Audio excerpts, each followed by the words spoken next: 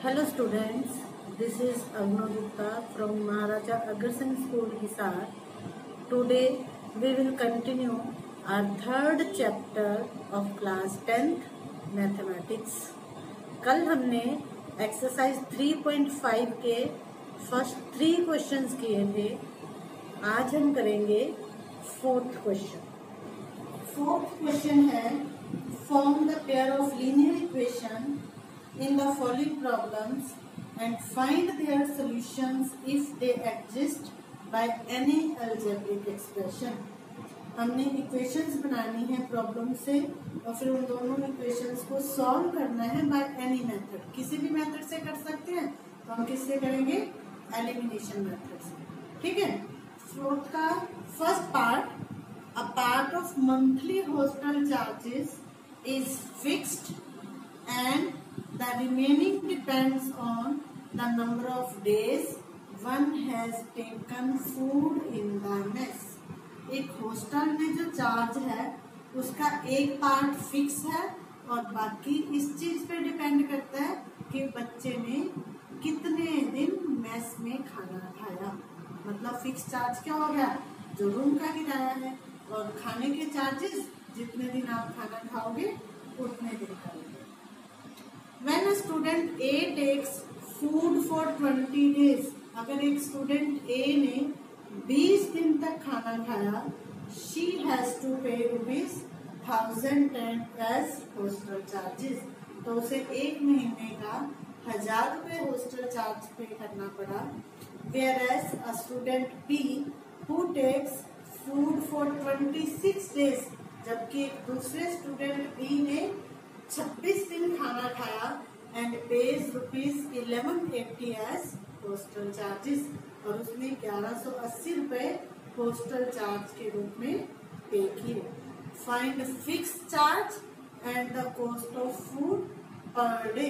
हमने एक तो फिक्स चार्ज निकालना है और एक कॉस्ट ऑफ फूड निकालनी है, खाने की का मूल्य.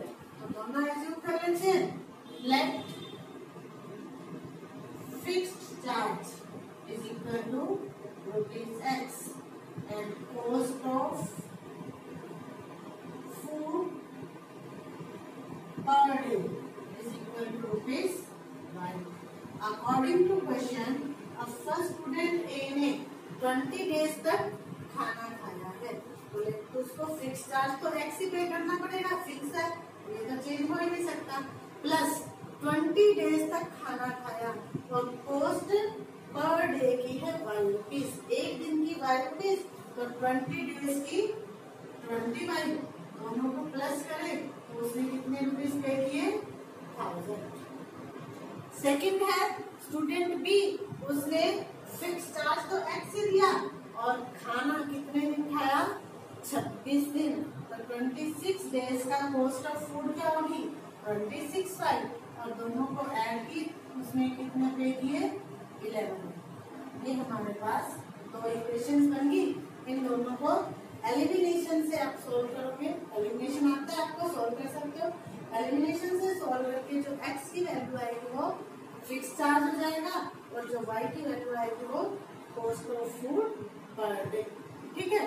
इसको कंप्लीट आप खुद करेंगे.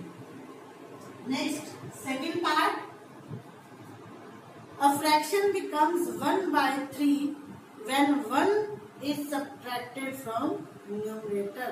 अगर हम किसी फ्रैक्शन के न्यूमरेटर में 1 सब्ट्रैक्ट करें तो वो क्या बन जाती है? 1/3. and it becomes 1/4 when 8 is added to denominator. और अगर उसके हर में 8 जोड़ दे तो ये क्या बन जाती है? 1/4, 1/4. Find the fraction. फ्रैक्शन निकालनी है, मतलब भिन्न निकालनी है. तो let fraction is equal to x divide by y. Fraction find करनी थी, वो हमने एज्यूम कर ली x/y. अकॉर्डिंग टू क्वेश्चन हमें क्या गिवन है? अगर इस फ्रैक्शन के न्यूमरेटर में से 1 सब्ट्रैक्ट करें, न्यूमरेटर से 1 सब्ट्रैक्ट करें तो ये क्या बन जाती है? 1/3 is equal to 1/3. Cross multiply करेंगे तो 3x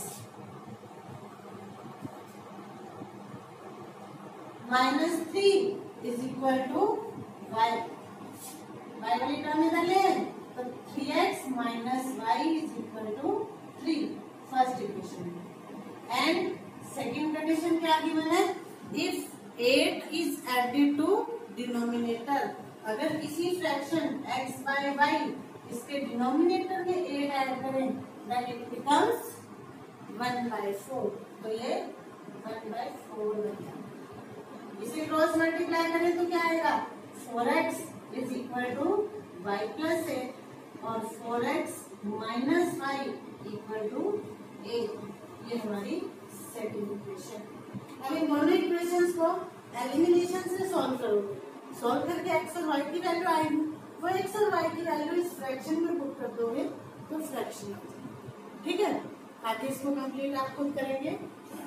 next third part, fourth question का third part.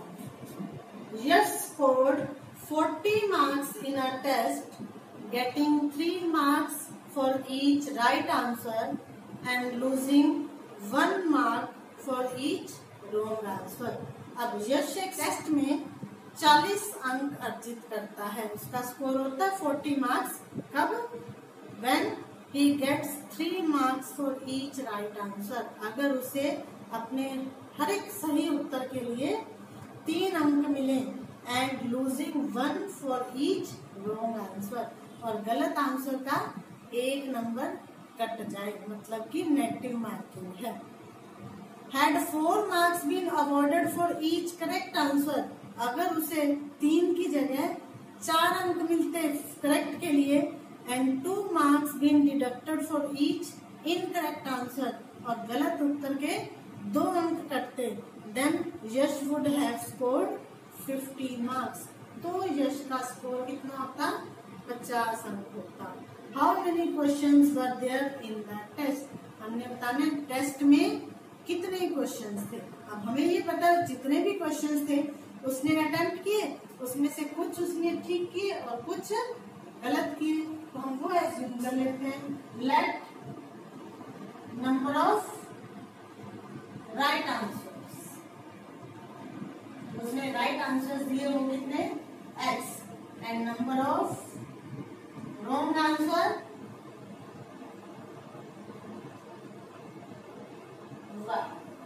According to question हमें क्या गिवन है, उसने जितने भी राइट आंसर दिए फर्स्ट कंडीशन में उसको उनके कितने मार्क्स मिले, 3 फॉर ईच राइट आंसर, एक राइट आंसर के 3 मार्क्स, तो x राइट आंसर के 3x मार्क्स मिले, and losing 1 for each incorrect answer, और गलत आंसर का 1 नंबर कटा, 1 का, तो y के कितने कट गए, 1/, कटे हैं तो -1/, और इसका स्कोर कितना हो गया, 40 मार्क्स। फर्स्ट इक्वेशन बन गई। सेकेंड कंडीशन है, if had 4 marks been awarded for each correct answer, अगर करेक्ट के 4 मिलते 1 के, तो x के कितने हो गए, 4x, और डिडक्ट कितने होते, कितने कटते, गलत के 1 के 2 अंक, तो y के कितने हो गए, 2y, तो उसका टोटल स्कोर 50 मार्क्स। ये 2 इक्वेशन बन गई हमारे पास, इन दोनों को एलिमिनेशन से सोल्व करोगे, एलिमिनेशन से सोल्व करके x और y की वैल्यू आती है, x की वैल्यू जो आएगी उतने उसने राइट आंसर्स दिए, और जो y की वैल्यू आएगी उतने रॉन्ग आंसर्स दिए, तो टोटल कितने दिए, टोटल के लिए x और y को प्लस कर दोगे तो टोटल क्वेश्चन आ जाएंगे। Next fourth part, places A and B are 100 kilometre apart on a highway, एक हाईवे पे 2 प्लेसेस हैं A और B, इन दोनों के बीच की distance 100 kilometre. One car starts from A and another starts from B at the same time, एक A से start होती है और दूसरी B से स्टार्ट होती है सेम टाइम पे। If the cars travel in the same direction at different speed, दोनों कार एक ही डायरेक्शन में चलती हैं, या तो दोनों उसी साइड है इस साइड और अलग अलग स्पीड से, then they meet in 5 hours. तो वो दोनों एक दूसरे को 5 आवर्स में मीट कर जाते हैं। If they travel towards each other, और अगर एक दूसरे की तरफ चलते हैं, ए से इधर चल रही है, बी से इधर चल रही है, तो जल्दी मिल जाएंगी। Then they meet in 1 hour, तो 1 घंटे में ही मिल जाते हैं। What are the speeds of 2 cars? क्या निकालनी है हमने? इन दोनों पॉइंट से चलने वाली कार्स की स्पीड। वैल्यूम कर लेते हैं। Let speed of car starts from A is equal to x kilometer per hour, and speed of car starts from B is equal to y kilometre per hour. दोनों car की हमने speed assume कर दी। अब according to question हमें क्या given है? अब पहले जब दोनों कार एक ही डायरेक्शन में चलती है, हम एज्यूम कर लेते हैं इस साइड चल रही है, तो 5 आवर्स में ए कार यहाँ से यहाँ तक पहुंच जाती है और बी कार यहाँ से यहाँ तक पहुंच जाती है। इस पॉइंट पे दोनों मीट करती हैं। तो ए ने कितनी डिस्टेंस कवर कर ली? यहाँ ए से लेकर सी पॉइंट तक, और बी है बी से सी तक। तो ए सी और इसमें से ये बी वाली डिस्टेंस माइनस कर दें तो कितना बचेगा? ए सी में से बी सी माइनस किया तो ये 100 बचेगा, है ना। अब ए से सी तक की डिस्टेंस निकालनी है, तो ए से चलने वाली कार की स्पीड थी x और टाइम कितना दे रखा है? कितने टाइम में मीट कर रहे हैं? 5 आवर्स में। तो स्पीड इनटू टाइम करेंगे तो क्या आएगा? डिस्टेंस। हमारे पास डिस्टेंस का फॉर्मूला होता है स्पीड इनटू टाइम। तो हमारे पास अकॉर्डिंग टू क्वेश्चन कंडीशन क्या बन जाएगी? ए से चलने वाली कार की डिस्टेंस कितनी होगी? स्पीड इनटू टाइम 5x, और बी से चलने वाली कार की डिस्टेंस क्या आ जाएगी? 5 टाइम। तो उतना ही लिया ना दोनों में, और दोनों ने ए सी में से अगर बी सी माइनस करते हैं तो ये 100 बचेगा। मतलब ए सी ये होगी, बी सी माइनस किया इक्वल टू 100। हमारी इक्वेशन बन गई। 5 से डिवाइड कर दें, x minus y equal to 20। ये फर्स्ट इक्वेशन। सेकेंड कंडीशन है if they travel towards each other, A से इधर चल रही है, बी से इस साइड चल रही है, तो बीच में आगे मीट करेंगे तो 1 घंटे में मिल जाती है। अब ए की स्पीड है x और टाइम कितना है? 1, तो कितनी डिस्टेंस कवर की इसने? 1x। बी वाले से चलने वाली कार की स्पीड क्या है? y, और टाइम कितना है? 1, तो स्पीड इनटू टाइम 1/। तो इसने यहाँ से डिस्टेंस कवर की एज्यूम करो यहाँ पहुंची, और ये यहाँ से यहाँ पहुंची, तो इन दोनों डिस्टेंस को प्लस करने पे 100 आएगा। तो इन दोनों को प्लस किया इक्वल टू 100।